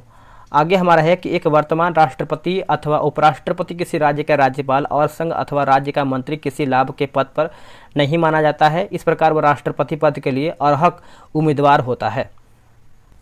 आगे है कौन सी कंपनी ने भारत में प्रथम इलेक्ट्रिक कार जो है लॉन्च किया है। तो ये आपका टाटा हो जाएगा, ऑप्शन नंबर ए होगा। देखिए टाटा ग्रुप एक निजी व्यावसायिक समूह है। टाटा समूह के जनक जमशेद जी टाटा ने टाटा समूह को आगे ऊंचाइयों पर ले जाने में रतन टाटा जी का जो है महत्वपूर्ण योगदान दिया है या फिर योगदान है। अगला कि लाल लेटराइट मिट्टियाँ किस फसल के लिए जो है अधिक उपयुक्त हैं। तो आंसर हो जाएगा काजू, ऑप्शन नंबर ए। अब देखिए इस मिट्टी का विकल्प जो है उन क्षेत्र में होता है जहां उच्च तापमान एवं भारी वर्षा होती है। अधिक वर्षा के कारण जो है जल के साथ चूना और सिलिका का निक्षालन हो जाता है और लोहे के ऑक्साइड और एल्यूमिनियम के यौगिक मिट्टी में शेष बचे रहते हैं। आगे हमारा है बोला कि यह साधारणतः लाल भूरे रंग की होती है एवं मुख्य रूप से पश्चिमी घाट के पर्वतों के गिरिपथ क्षेत्रों में एक लंबी पट्टी के रूप में केरल, कर्नाटक, महाराष्ट्र, उड़ीसा के पठारी क्षेत्र जैसे राजमहल पहाड़ी क्षेत्र, छोटा नागपुर के पठार, असम के पहाड़ी क्षेत्रों एवं मेघालय के पठार में पाई जाती है। द्रव्य अवस्था में गुजरे बिना गैसीय अवस्था का सीधे ठोस अवस्था में परिवर्तन कहलाता है क्या। इसको जो है हम निक्षेपण कहते हैं, ये सही होगा। यहाँ पर देखेंगे दोस्तों निक्षेपण जो है आपका, इसे वाष्प जमाव भी कहते हैं जो किसी ऊर्ध्वपातन के विपरीत होता है। यह जो है थर्मोडायनामिक प्रक्रिया है। यह क्या है आपका थर्मोडायनामिक प्रक्रिया है। आगे हमारा है कि पी.आर. श्रीजेश और सविता पुनिया ने समान खिताब जीते हैं, किस खेल से संबंधित हैं। तो ये है आपके हॉकी से, option number B. P R. Sreejesh का पूरा नाम देखेंगे तो परंतु रविंद्रन श्रीजेश है। इनका जन्म केरल में हुआ है। हॉकी विश्व कप पुरुष 2023 का खिताब जो है जर्मनी ने बेल्जियम को हराकर जीता। यह कलिंगा स्टेडियम यानी उड़ीसा में खेला गया था। हॉकी में एक टीम में 11 खिलाड़ी होते हैं। आगे हमारा क्वेश्चन क्या है, बोला कि रुधिर कणिका जो रक्त के थक्का निर्माण में सहायक होता है वो आपका कौन सा है। सिंपल सा क्वेश्चन है। इसका आंसर देखेंगे तो आपका ऑप्शन नंबर सी प्लेटलेट हो जाएगा। थोड़ा सा ये क्वेश्चन जो है आप यानी पेज आपका थोड़ा सा ब्लर हो गया है। आगे हम देख लेते हैं। आगे हमारा है कि जब संवैधानिक संशोधन का विधेयक राष्ट्रपति के पास जाता है तब वो डैश, तब देखेंगे तो देखिए अपनी स्वीकृति प्रदान करने के लिए जो है बाध्य है। ऑप्शन नंबर डी सही होगा। देखिए इसको समझिएगा कि भारतीय संविधान के अनुच्छेद, इसको शुरू से पढ़ लेते हैं। जैसे जब संवैधानिक संशोधन का विधेयक राष्ट्रपति के पास जाता है तब वह अपनी स्वीकृति प्रदान करने के लिए बाध्य है। 24वां संविधान संशोधन अधिनियम 1971 के द्वारा। देखिए भारतीय संविधान के अनुच्छेद 368 में संविधान संशोधन के लिए औपचारिक प्रक्रिया बताई गई है जिसके विभिन्न चरण हैं। संशोधन का प्रस्ताव संसद के दोनों सदनों में से किसी भी सदन में या फिर किसी भी प्रारंभ किया जा सकता है। संविधान संशोधन के मामले में संयुक्त बैठक का कोई प्रावधान नहीं है। दोनों सदनों में विशेष बहुमत यानी कुल सदस्य संख्या के आधे या फिर आधे से अधिक तथा उपस्थित व मतदान करने वाले सदस्यों के दो तिहाई या अधिक सदस्यों के समर्थन में ही संविधान संशोधन जो है विधेयक पारित हो सकता है। आगे क्वेश्चन है कि भारत में नागरिकता उड्डयन मंत्रालय द्वारा हाल ही में विमानन क्षेत्र में विनियमों को बढ़ाने के लिए कौन सा विधेयक जो है पेश किया गया है। तो इसका आंसर हो जाएगा विमान मसौदा अधिनियम 2023। ये जो है सही आंसर होगा। इसको देखेंगे तो देखिए इसके अंतर्गत विमान क्षेत्र से संबंधित नियमों के लिए एवं सरलीकृत दृष्टिकोण लागू किया जाएगा। यह एक्ट मौजूदा विमान अधिनियम 1934 का स्थान लेगा। वर्तमान में भारत के विमान मंत्री ज्योतिरादित्य सिंधिया हैं। अगला कि ऊष्मा गति की द्वितीय नियम का तात्पर्य है कि आंसर हो जाएगा किसी ऊष्मा इंजन की दक्षता जो है 100% नहीं हो सकता है। बी जो है सही आंसर होगा। अब इसको समझ लेते हैं। देखिए व्याख्या बात करेंगे हम तो ऊष्मा ऊर्जा को पूर्ण रूप से यांत्रिक ऊर्जा में परिवर्तन नहीं किया सकता है। ऊष्मा गति का द्वितीय नियम किसी ऊष्मा इंजन की दक्षता किसी प्रतिशतक के निष्पादन गुणांक की मूल सीमा निर्धारित करता है। यह नियम बताता है कि ऊष्मा इंजन की दक्षता कदापि 100% नहीं हो सकती है। इसका तात्पर्य है कि ठंड ऊष्मा भंडार की मुक्त ऊष्मा को कभी भी शून्य नहीं किया जा सकता है। प्रतिशतक के लिए द्वितीय नियम यह बताता है कि निष्पादन गुणांक कदापि अनंत नहीं हो सकता है।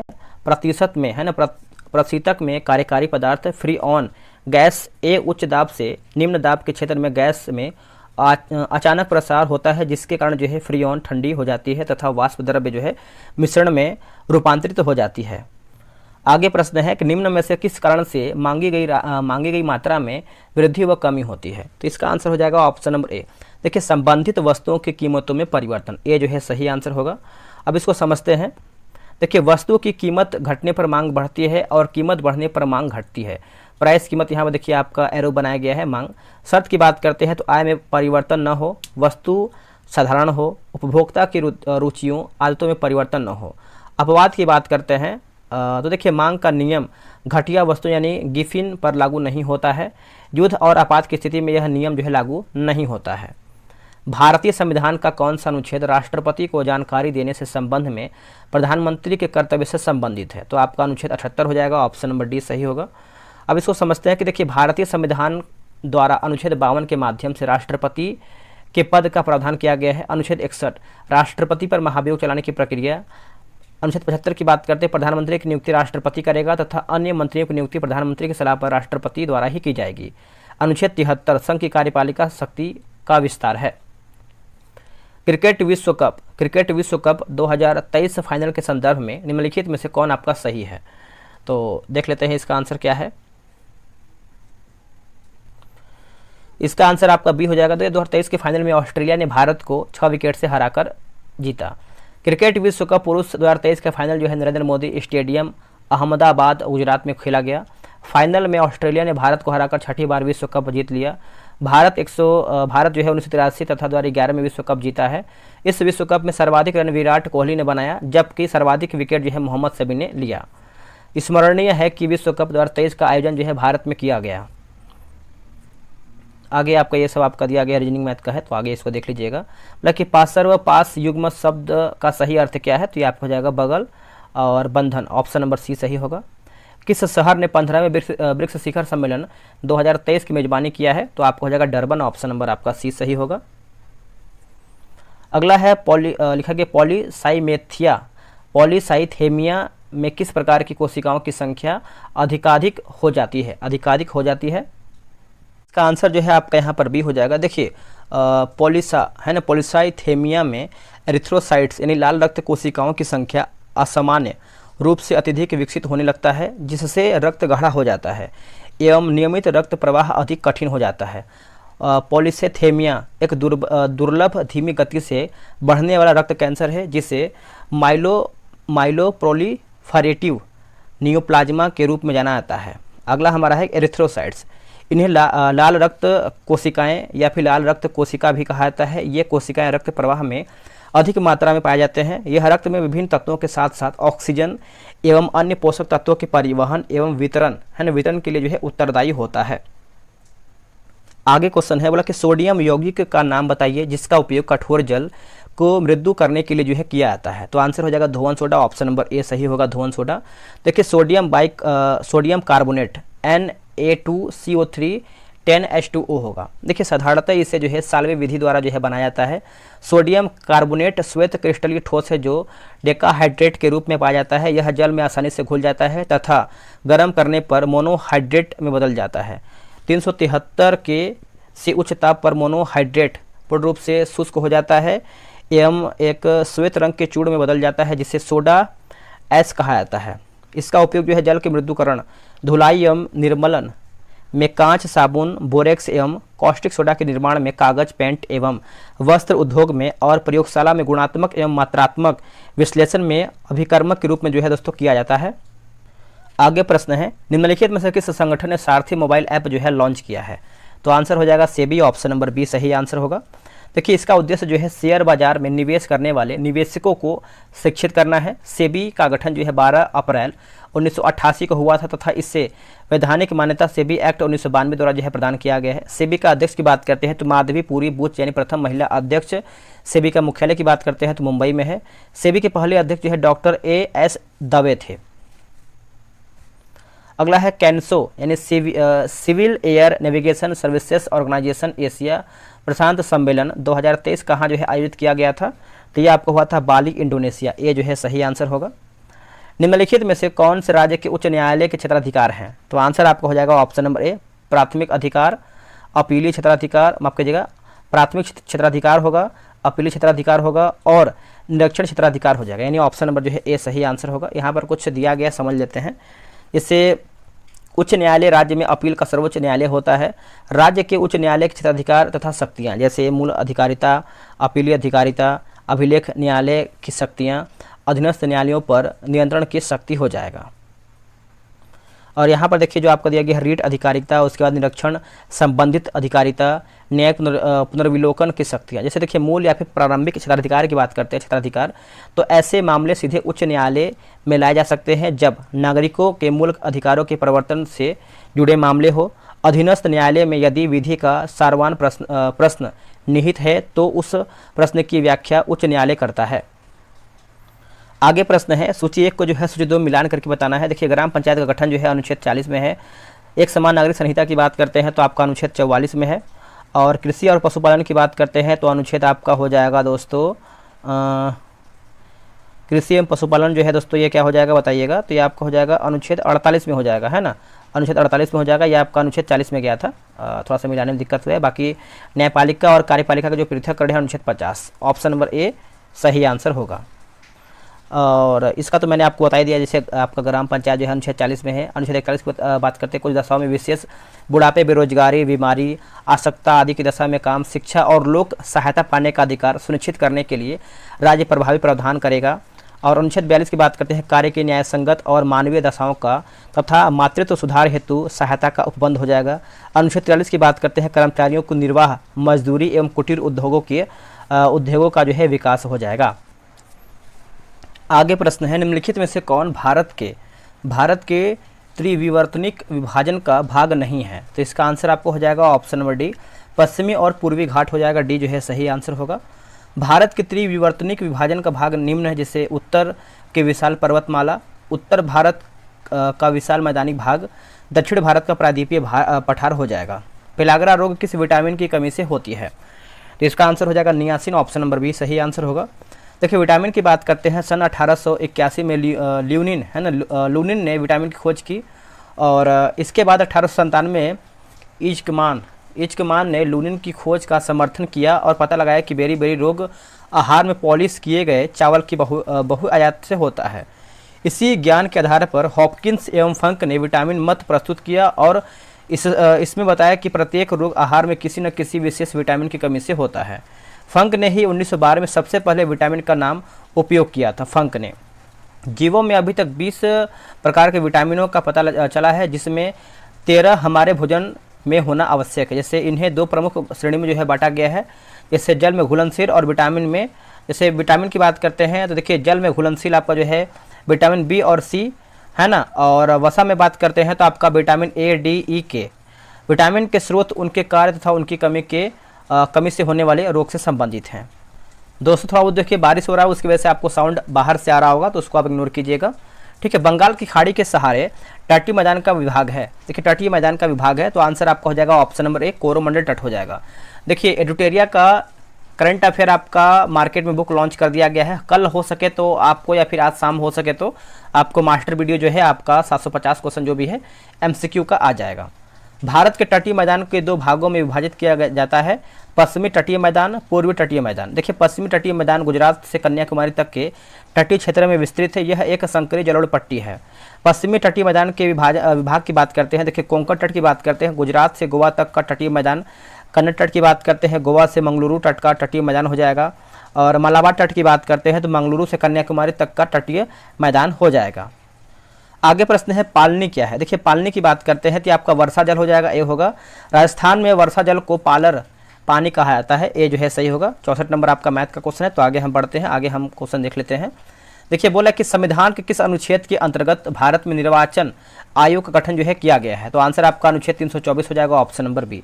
देखिए भारतीय संविधान के भाग 15 में अनुच्छेद 324 से 29 तक निर्वाचन से संबंधित उपबंधों का उल्लेख किया गया है। भारत निर्वाचन आयोग एक स्वायत्त संवैधानिक प्राधिकरण है जो भारत में संघ एवं राज्य निर्वाचन प्रक्रियाओं का संचालन करने के लिए उत्तरदायी है। यह निकाय भारत में लोकसभा, राज्यसभा तथा विधानसभाओं में देश में राष्ट्रपति एवं उपराष्ट्रपति के पदों के लिए निर्वाचनों का जो है संचालन करता है। निर्वाचन आयोग का कार्य एवं कार्यप्रणाली।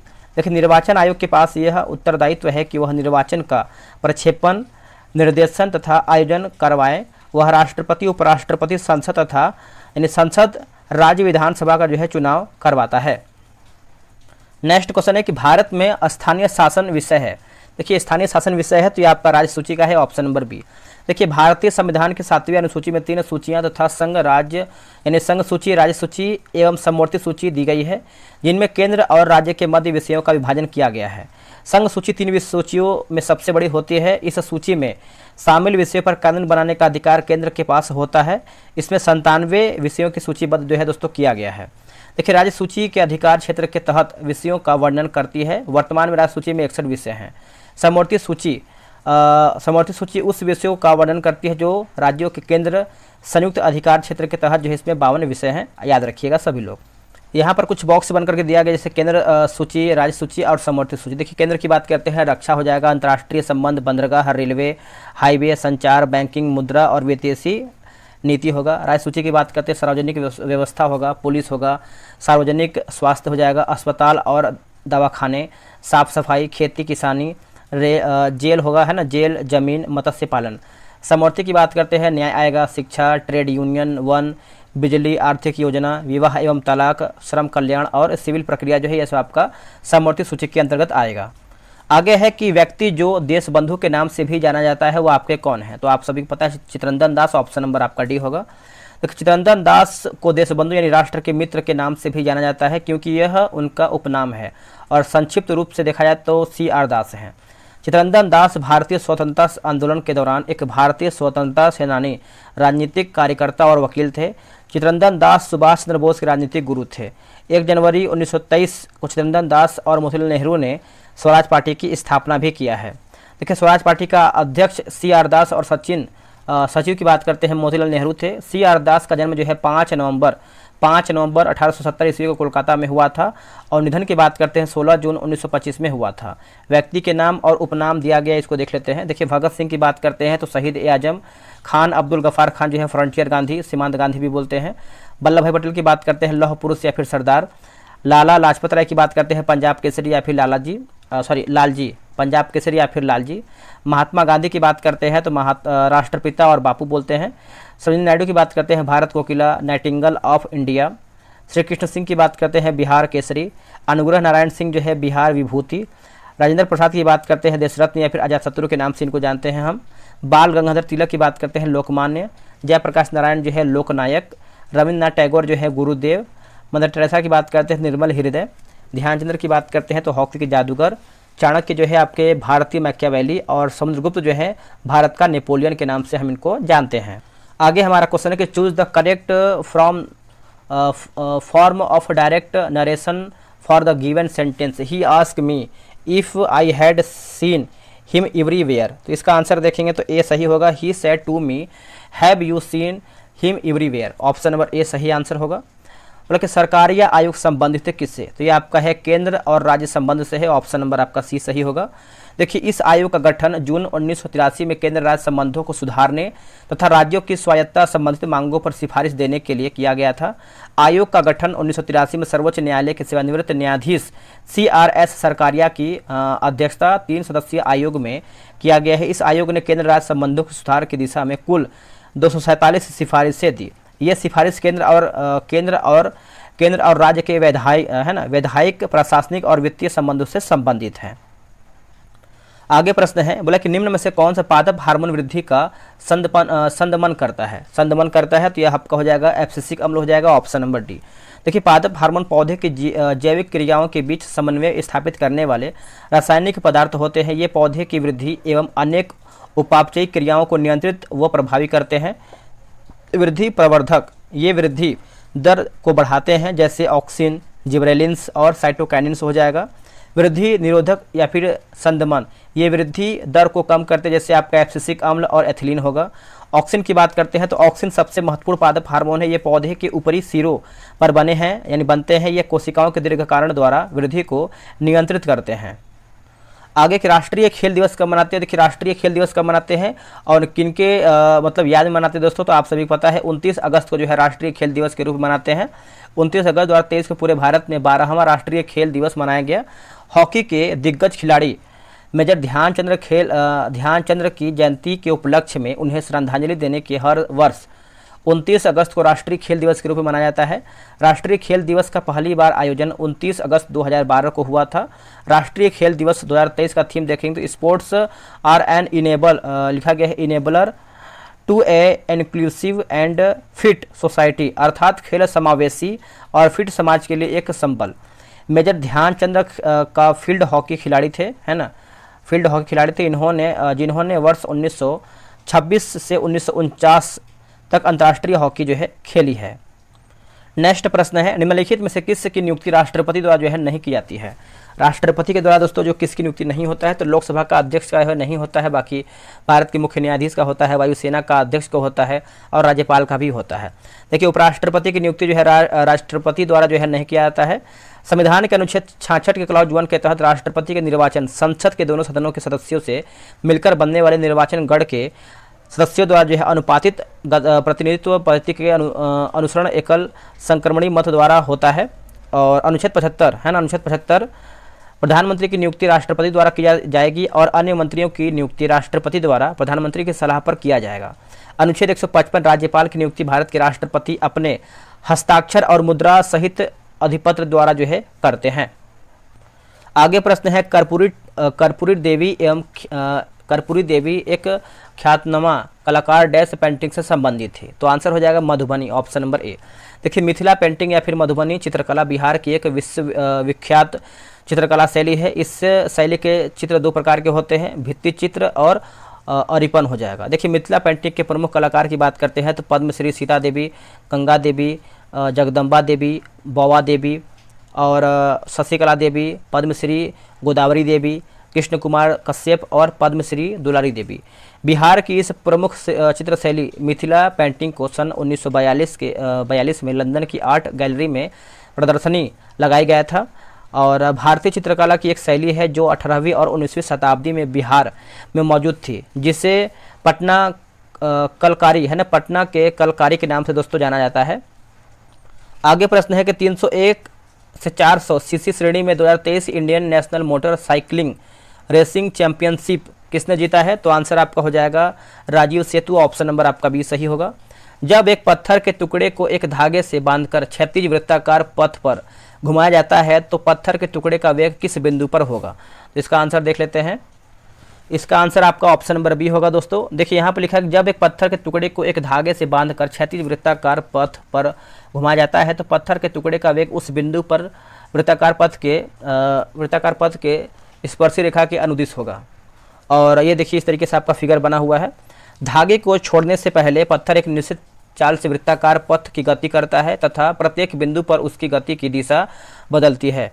दिशा के परिवर्तन में वेग परिवर्तन या त्वरण सम्मिलित है। जिस बल के कारण जो है यह त्वरण होता है तथा वह वस्तु को वृत्ताकार पथ में गतिशील रखता है, वह बल को वृत्ताकार पथ में गतिशील रखता है, वह बल केंद्र की ओर लगता है, इस बल को अभिकेंद्र कहते हैं, या क्या कहते हैं, अभिकेंद्र बल कहते हैं। और इसमें देखिए बोला कि अभिकेंद्र बल की अनुपस्थिति में पत्थर एक सरल रेखा में मुक्त रूप से गतिशील हो जाता है और यह सरल रेखा वृत्तीय पथ पर स्पर्श रेखा होता है या फिर स्पर्श रेखा होगा। निम्नलिखित में से कौन रैयतवाड़ी व्यवस्था का प्रतिपादक था, तो आंसर हो जाएगा थॉमस मुनरो हो जाएगा, ऑप्शन नंबर बी होगा। देखिए भू राजस्व वसूलने के लिए दो व्यवस्थाएं रैयतवाड़ी एवं महालवाड़ी थी। रैयतवाड़ी व्यवस्था किसानों के साथ व्यक्तिगत रूप से किए गए लगान समझौते को रैयतवाड़ी कहा जाता है। इस व्यवस्था के अंतर्गत ब्रिटिश भारत की 51% भूमि आई है। 1792 में रैयतवाड़ी व्यवस्था का बारामहल जिले में पहली बार कर्नल रीड द्वारा जो है लागू किया गया है। 1820 ईस्वी में यह व्यवस्था मद्रास में लागू कर दिया गया और इसे जो है सुचारू रूप से चलाने के लिए मुनरो को मद्रास का गवर्नर जो है दोस्तों नियुक्त किया गया। नेक्स्ट हमारा प्रश्न है, देखिए भारत में सूक्ष्म वित्तीय कंपनियों यानी गैर बैंकिंग वित्तीय कंपनियों का एक प्रकार का विनियामक प्राधिकरण कौन सा है, तो इसका आंसर हो जाएगा भारतीय रिजर्व बैंक हो जाएगा, ऑप्शन नंबर ए जो है सही आंसर होगा। देखिए गैर बैंकिंग वित्तीय कंपनी को छाया बैंक भी कहा जाता है। वे एक बैंक की तरह कार्य करते हैं परंतु वे पूर्णतः बैंक नहीं होते हैं, वे वित्तीय लेन देन से जुड़े होते हैं परंतु पूर्णतः एक बैंक के रूप में कार्य नहीं करते हैं। बीमा कंपनियां, एक म्यूचुअल फंड कंपनियां भी एनबीएफसी है परंतु उनको आरबीआई नियंत्रित नहीं करती है। वे एनबीएफसीएस जिनको आरबीआई नियंत्रित करती है वो दो प्रकार के होते हैं, दोनों प्रकार का यहाँ पर देखिए लिखा गया है। जैसे नॉन डिपॉजिट टालकिंग एनबीएफसी, वे एनबीएफसी को जमा राशि नहीं प्राप्त करते हैं। अगला है कि बोला कि रुधिर वाहिका है ना, रुधिर वाहिका जो कि एकल एंडोथीलियम स्तर से निर्मित होता है वो आपका कौन सा है? तो ये आपका केशिकाएं हो जाएगा, कोशिकाएं, जो कि ऑप्शन नंबर आपका सी होगा। देखिए रुधिर वाहिका खोखले ट्यूबों के एक जटिल नेटवर्क है जो पूरे शरीर में रक्त परिवहन करती है। यह एंडोथेलियम कोशिकाओं से बनी एक आंतरिक परत के साथ संयोजी ऊतक और मांसपेशियों की परतों से निर्मित होती हैं। रक्त वाहिका मस्तिष्क, फेफड़े, त्वचा के आंतरिक स्तर को एंडोथीलियम एवं हृदय की आंतरिक परत को एंडोकार्डियम कहा जाता है, अच्छे से याद रखिएगा। धमनियाँ की बात करते हैं तो ये रुधिर नलिकाएं शुद्ध रक्त को हृदय से दूर तंतुओं की और शरीर को अन्य अंगों में ले जाते हैं। इनकी नली पतली होती है चूँकि इनमें कपाट नहीं होते हैं, अतः इनमें रुधिर का बहाव जो है तेजी हो जाता है। आगे प्रश्न है कि डीआरडीओ का सर्वत्र क्या है? देखिए डीआरडीओ का देखेंगे मोबाइल सेतु निर्माण सुविधा, ऑप्शन नंबर सी सही आंसर होगा।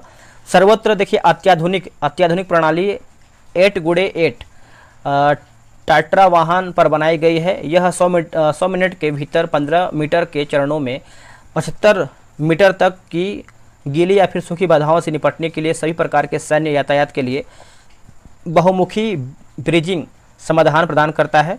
इसका उपयोग बाढ़ और भूकंप जैसी प्राकृतिक आपदाओं के दौरान जो है आपातकालीन पुल के रूप में किया जा सकता है। अगला है global gender gap report dash के द्वारा जो है किया जाता है, किसके द्वारा? तो ये आपको हो जाएगा वर्ल्ड इकोनॉमिक फोरम हो जाएगा, ऑप्शन नंबर ए। देखिए विश्व आर्थिक मंच है ना, वर्ल्ड इकोनॉमिक फोरम की स्थापना 1971 में जिनेवा यानी स्विट्जरलैंड में हुआ था। WEF वैश्विक क्षेत्रीय और उद्योग जगत की परियोजनाओं को आकार देने हेतु व्यापार, राजनीतिक, शिक्षा क्षेत्र और समाज के अन्य प्रतिनिधियों को शामिल करके विश्व की स्थिति में सुधार के लिए प्रतिबद्ध है। आगे है कि ऑपरेशन फ्लड का संबंध किससे है? तो ये आपको हो जाएगा दूध उत्पादन से, ऑप्शन नंबर सी। श्वेत क्रांति का संबंध जो है डेयरी क्षेत्र से है। श्वेत क्रांति जिसे जो है ऑपरेशन फ्लड के रूप में भी जाना जाता है। 1970 के दशक में भारत को दूध उत्पादन में आत्मनिर्भर बनाने के लिए जो है शुरू किया गया था। यहाँ पर देखेंगे तो डॉक्टर वर्गीज कुरियन को भारत में श्वेत क्रांति के जनक के रूप में जाना जाता है। वर्तमान में भारत विश्व का सबसे बड़ा दुग्ध उत्पादक देश है। राष्ट्रीय दुग्ध दिवस हर साल 28 नवंबर को पूरे देश में मनाया जाता है। नेक्स्ट की मनुष्य में श्रव्य आवृत्ति की परास कितना है? तो ये आपको हो जाएगा 20 हर्ट्ज से लेकर के 20,000 हर्ट्ज हो जाएगा, ऑप्शन नंबर सी सही आंसर होगा। देखिए ध्वनि तरंगे यांत्रिक अनुदैर्ध्य तरंग होती है। यांत्रिक तरंगों को संचरण के लिए माध्यम की आवश्यकता होती है। ध्वनि तरंगों को निम्नलिखित रूपों में विभाजित किया जाता है। अवश्रव्य तरंगे 20 हर्ट्ज से नीचे आवृत्ति वाले तरंगों को अवश्रव्य तरंग कहते हैं। इन्हें मनुष्य नहीं सुन सकते हैं। इनका तरंग दैर्ध्य अधिक होता है तथा ज्वालामुखी, भूस्खलन, उल्कापिंडों इत्यादि से अवश्रव्य तरंग जो है उत्पन्न होती हैं। और श्रव्य तरंग की बात करते हैं तो देखिए 20 हर्ट्ज से लेकर के 20,000 हर्ट्ज के बीच आवृत्ति वाले तरंगों को श्रव्य तरंग कहते हैं। इन्हें जो है मनुष्य सुन सकता है। पर श्रव्य तरंग की बात करते हैं तो आपका 20,000 हर्ट्ज से लेके आपका यहाँ पर देखिए आपका लिखा गया है 20 के हर्ट्ज से अधिक आवृत्ति वाले तरंगों को पराश्रव्य तरंग कहते हैं। इन्हें मनुष्य के द्वारा नहीं सुना जा सकता है परंतु कुछ जानवर जैसे कुत्ता, बिल्ली, चमगादड़ इत्यादि इन्हें जो है सुन सकते हैं। यह आपका 83 नंबर जो है मैथ का क्वेश्चन दिया गया है, तो आगे देख लेते हैं। आगे प्रश्न है दोस्तों, देखिए बोला कि सबसे अधिक प्रयोग करने वाली ज्वरोधी दवा कौन सा है? तो ये आपको हो जाएगा पैरासीटामोल हो जाएगा, ऑप्शन नंबर सी। देखिए फेनेसिटिन तथा एस्पिरिन भी ज्वरोधी या पीड़ाहारी है, जबकि सैलिसिलिक एसिड एक पादप हार्मोन है। औसत की बात करते हैं, कम अणु द्रव्यमान 100 से लेकर 50 युग के रसायन होता है। जैव उत्प्रेरक का कार्य करने वाली प्रोटीनों की एंजाइम कहते हैं तथा जो प्रोटीन संचार व्यवस्था में निर्णायक होते हैं उन्हें ग्राही कहते हैं। क्या कहते हैं? ग्राही। प्रति अम्ल की बात करते हैं, वे पेट में अति अम्लता के उपचार में प्रयोग में लाते हैं। अम्लता का उपचार सोडियम हाइड्रोजन कार्बोनेट या फिर एल्यूमिनियम और मैग्नीशियम हाइड्रोक्साइड द्वारा जो है किया जा सकता है। हिस्टामिन नामक रसायन आमाशय में पेप्सिन के निकलने को उत्पीड़ित करता है। इस अनियन क्रिया को रोकने के लिए प्रति अम्ल का प्रयोग किया जाता है। इस उदाहरण की बात करते हैं तो आपका सिमेटिडीन व फिर रेनिडिटीन हो जाएगा। आगे प्रश्न है कि निम्न में से कौन एक गैर सदस्य के रूप में संसद के किसी सदन की कार्यवाही में भाग ले सकता है? तो आंसर हो जाएगा भारत का महान्यायवादी, ऑप्शन नंबर सी होगा। देखिए, संविधान के अनुच्छेद 76 के अंतर्गत भारत के महान्यायवादी के पद का प्रावधान किया गया है। राष्ट्रपति द्वारा महान्यायवादी की नियुक्ति होती है। यह है कि राष्ट्रपति के प्रसाद प्रयत्न पद जो है धारण करता है। यह देश का सर्वोच्च कानूनी अधिकारी होता है जो उच्चतम न्यायालय के न्यायाधीश की योग्यता रखता है। आगे प्रश्न है, सूची 1 को जो है सूची 2 मिलान करके बताना है। मिलाते हैं इसको हम। देखिए, कालीबंगा की बात करते हैं तो आपका हो जाएगा राजस्थान हो जाएगा, और जो आपका सुरकोटदा है दोस्तों, ये आपका हो जाएगा भुज कच्छ होगा। कोट दीजी जो है ये आपका हो जाएगा सिंध, और बनावली जो है हरियाणा। ऑप्शन नंबर जो है बी सही होगा। अब यहाँ पर कुछ देख लेते हैं, जैसे कालीबंगा राजस्थान के हनुमानगढ़ जिले में घग्गर नदी के बाएं तट पर स्थित। कालीबंगा का शाब्दिक अर्थ जो है काले रंग की चूड़ियाँ हैं।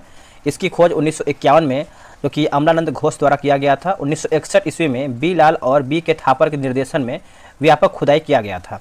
यहाँ से जुते हुए खेत, सिलबट्टा, सूती कपड़े की छाप, बेलनाकार मुहरे का जो है यहाँ पर साक्ष्य मिले हैं। आगे प्रश्न है, गंगा डेल्टा का सबसे उत्तरी बिंदु कौन सा है? तो ये आपका हो जाएगा फरक्का। फरक्का जो है आपका 24 डिग्री 77 उत्तरी अक्षांश। कोलकाता की बात करते हैं तो आपका 22 डिग्री 77 उत्तरी अक्षांश हो जाएगा, 57 हो जाएगा। ढाका की बात करते हैं तो 23 डिग्री 80 मिनट उत्तरी अक्षांश। और नामचा बरुआ की बात करते हैं तो यह पूर्वी हिमालय का भाग है। सामान्य दृष्टि से यानी सामान्य दृष्टि के वयस्क के लिए नेत्र का निकट बिंदु होता है, तो आपको हो जाएगा 25 सेंटीमीटर। ऑप्शन नंबर डी सही आंसर होगा। देखिए, आँख का प्राकृतिक लेंस उत्तर लेंस की भांति व्यवहार करता है। यह दृष्टिपटल पर स्पष्ट दर्शन की न्यूनतम दूरी जो है 25 सेंटीमीटर है। यह स्थित वस्तुओं का उल्टा प्रतिबिंब आकार में छोटा बनता है। दूरदृष्टि दोष की बात करते हैं तो इसके पास स्थित वस्तुओं का प्रतिबिंब दृष्टिपटल के पीछे बनता है, अतः पास की वस्तुएं स्पष्ट दिखाई नहीं देती हैं, जबकि दूर की स्थिति जो है आपका स्पष्ट यानी वस्तुएं जो है स्पष्ट दिखाई देती हैं। आगे है कि पूर्वी द्वीप समूह की खोज किस पुर्तगाली नाविक ने किया है? आंसर होगा Vasco da Gama. Option number B. देखिए, वास्को डी गामा गुजराती पथ प्रदर्शक अब्दुल मनिद की सहायता से 17 मई 1498 ईस्वी को भारत के पश्चिमी तट पर स्थित कालीकट पहुंचा। पेड्रो अल्ब्रेज क्रिबॉल दूसरा पुर्तगाली था जो 31 दिसंबर 1500 ईस्वी में भारत आया था। वास्को डी गामा 1502 ईस्वी में जो है पुनः भारत आया, नहीं दोबारा। पुर्तगाली भारत में सबसे पहले आए और 1961 में गोवा को छोड़कर जो है सबसे अंत में भी गए थे। सीमांत उपभोग प्रवृत्ति की परिभाषा क्या है? तो ऑप्शन नंबर आपका बी सही आंसर होगा। Option number B. देखिए, बात करेंगे उपभोग सीमांत प्रवृत्ति। एक उपभोक्ता बढ़ी हुई आय का कितना भाग खर्च करेगा, है ना, कितना भाग खर्च करेगा, बात उपभोग की सीमांत प्रवृत्ति के द्वारा जो है पता चलता है। आगे प्रश्न है कि दिहांग दर्रा भारत के डैश राज्य में स्थित है? तो ये आपको देखने को मिलता है अरुणाचल प्रदेश में। ऑप्शन नंबर डी होगा। कुछ दर्रा और अवस्थिति, जैसे काराकोरम की बात करते हैं लद्दाख, और देवसांगला जो है लद्दाख, लानला जो है लद्दाख, लांगला एक आपका लानकला है, एक आपका लांगला है लद्दाख, जारला है जो है आपका लद्दाख, खारदुंगला जो है लद्दाख, जोजिला जो है आपका लद्दाख, बुरजिल, पीर पंजाल, बनिहाल, बारालाचा, यानी देखिए 3 जो है आपका जम्मू कश्मीर में स्थित है। बाकी बारालाचा, सिपकिला और रोहतांग ये जो आपका हिमाचल प्रदेश हो जाएगा। नीति माना लिपुलेख दोस्तों ये आपको हो जाएगा उत्तराखंड। और जेलेपल्ला नाथुला की बात करते हैं तो ये आपको हो जाएगा सिक्किम। और बोमडिला, दीफू और पांगसाउ ये सब जो है आपका अरुणाचल प्रदेश का है। तुजू की बात करते हैं तो ये आपको मणिपुर देखने को मिलता है। अगला कि पादप जिसका उपयोग बायोडीजल के रूप में किया जाता है उसको पहचानिए और सही विकल्प को चुन करके बताइए। देखिए, इसका आंसर आपका डी होगा। देखिए, करंज, महुआ, जेट्रोफा एवं अरंडी सभी का उपयोग जो है बायोडीजल के रूप में किया जाता है। बायोडीजल जैविक स्रोतों से प्राप्त डीजल के जैसे ही गैर परंपरागत ईंधन है।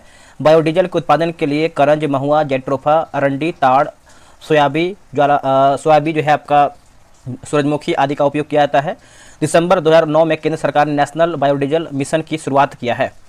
अगला है हून किस भारतीय राज्य में मनाया जाने वाला एक सांस्कृतिक त्यौहार है? आंसर आपका मणिपुर हो जाएगा, याद रखिएगा। बात करेंगे हून यानी थर्डो सांस्कृतिक महोत्सव 2023 का 5वां संस्करण मंगलवार को मणिपुर के कांगपोकपी जिले के थॉमस ग्राउंड में शुरू हुआ है। हून उत्सव एक वार्षिक सांस्कृतिक उत्सव है और मणिपुर के थडौस समुदाय का एक सभ्य कार्य है और यह समुदाय के अनुसार नए साल के आगमन पर जो है मनाया जाता है। असम में मनाए जाने वाले प्रमुख त्यौहार की बात करते हैं बिहू, बाइखो, अम्बुबासी मेला और जोनबिल मेला आदि है। मेघालय के त्यौहार की बात करते हैं साद सकरा बंगाल यानी बंगला महोत्सव और नोंगक्रेम महोत्सव आपका यहाँ पर हो जाएगा। आगे आपका है कि एक पूर्ण प्रतिस्पर्धा बाजार में निम्नलिखित विशेषताएं हैं। आंसर हो जाएगा ऑप्शन नंबर डी 1, 2, 3। बाजार में बड़ी संख्या में खरीदार और विक्रेता शामिल हैं। सभी फर्म समरूप वस्तुएं बनाती हैं और प्रत्येक खरीदार और विक्रेता एक मूल्य जो है लेने वाला है। तो आंसर आपका डी होगा। देखिए, पहला की बात करते हैं तो क्रेता और विक्रेता की अधिक संख्या। पूर्ण प्रतिस्पर्धा बाजार में क्रेताओं और विक्रेताओं की संख्या बहुत अधिक होती है। पूर्ण प्रतियोगी बाजार में वस्तु विभेद नहीं पाया जाता है, बल्कि सभी वस्तु जो है एक रूप होती हैं। पूर्ण प्रतियोगिता बाजार में क्रेता और विक्रेता को बाजार की स्थिति का पूर्ण ज्ञान होता है। पूर्ण प्रतियोगिता बाजार में फर्मों का प्रवेश तथा बहिर्गमन स्वतंत्र रूप से होता है। आगे हमारा प्रश्न है, बोला कि एज ऑफ टाइम निम्नलिखित में से किस हस्ती की जीवनी है? किस हस्ती की जीवनी है?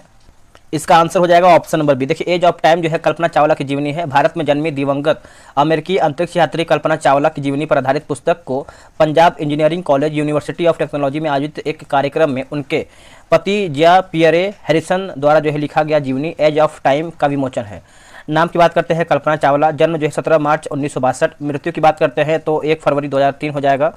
जन्म स्थान की बात करते हैं करनाल यानी हरियाणा। पति का नाम जो है जिया पियरे हैरिसन हो जाएगा। किसी वस्तु को बल व त्वरण के बीच का संबंध दिया जाता है तो आंसर हो जाएगा न्यूटन के गति के द्वितीय नियम, ऑप्शन नंबर बी सही होगा। देखिए, न्यूटन के गति के नियम जैसे गैलीलियो व आइजैक न्यूटन ने सर्वप्रथम वस्तुओं की गति के संबंध में विचार प्रस्तुत किया है। आइजैक न्यूटन ने सन 1887 में अपनी पुस्तक प्रिंसिपिया में गति संबंधित अपने विचारों के 3 नियमों के रूप में बताया, जिन्हें न्यूटन की गति का विषय कहा जाता है। ठीक है, तो आप इसको अच्छे से याद रखिएगा।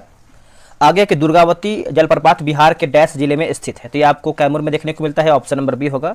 यह जलप्रपात रोहतास एवं कैमूर सीमा पर स्थित है। जब नदी की ढाल में अकस्मात परिवर्तन आने से नदी तीव्र वेग से गिरती है तो उसे जलप्रपात कहा जाता है।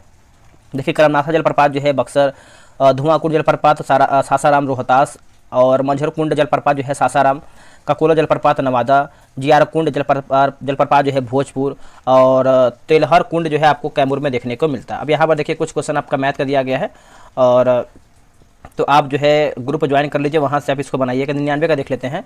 दवाओं के आयात, नई दवाओं की मंजूरी और क्लिनिकल प्रशिक्षणों पर नियामक नियंत्रण रखना किसका मुख्य कार्य है?